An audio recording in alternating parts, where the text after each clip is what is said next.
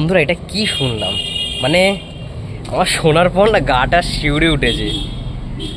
একটাই কথা বলবো প্রথমে, যদি এটা সম্ভব হয়, যদি এটা হয় তাহলে এটা কিন্তু একটা বিগেস্ট ধামাকা হতে চলেছে। আর আমি চাই সেটা হোক, আমি রীতিমতো চাই এটা হোক। আমি ঘরে থাকলে জাস্ট লাফাতাম, কিন্তু বাইরে আজ বুঝতেই পারছো। এবং হঠাৎ করেই নিউজটা পেলাম যে তুফানের মধ্যে ভিলেনের চরিত্রে যে রিউমারটা রটেছে, যে চঞ্চল চৌধুরী, এটা সত্যিই মানে ভাবার বিষয়। যেহেতু নাবিলা রয়েছে, তো আয়নাবাজি মানে এই পেয়ারটাকেই হয়তো রায়ান রাফি নিয়ে আনার চেষ্টা করছে।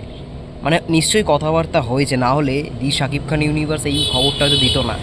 একদম অফিসিয়াল সোর্স না, এটা রিউমার, ঠিক আছে, এটা তারা বলেছে।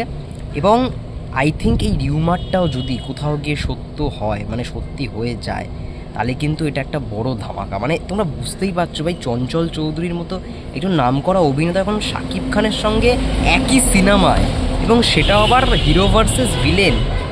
মানে এটা কোন জায়গায় কোন লেভেলে যে হতে চলেছে, আনবিলিভেবল, মানে ছিটকে যাওয়ার মতো খবর। আজকে সব থেকে বিগেস্ট মানে খবর যদি কিছু হয়ে থাকে তাহলে বলবো যে শাকিব খান ভার্সেস চঞ্চল চৌধুরী। সরি, একটু হয়তো নয়েজ হবে, রাস্তায় আছি বলে, কিন্তু যেখানেই থাকি না কেন এই খবরটা মানে আমি যখনই পেয়েছি আমি সঙ্গে সঙ্গে ভিডিওটা বানানোর চেষ্টা করলাম।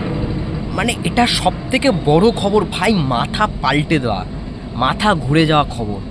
তুফানে যদি চঞ্চল চৌধুরী ভিলেন হয়, এটা দেখার মতো। আগে আমরা চঞ্চল চৌধুরীকে আই থিঙ্ক ভিলেন হিসেবে দেখিনি, খুব কম, মানে নেগেটিভ শেডে। কিন্তু এই প্রথমবার যদি এটা হয়ে থাকে, উফ ভাই কি হতে চলেছে, কি হতে চলেছে, মানে দেখেই ভাই, মানে শুনেই কেমন একটা করছে। আলাদাই ক্রেজ হবে, মানে যদি হয়ে থাকে। আমি চাই যেন হোক, ভগবানের কাছে তোমরাও প্রার্থনা করো, আল্লাহর কাছে তোমরাও দোয়া করো যেন এটা হয়।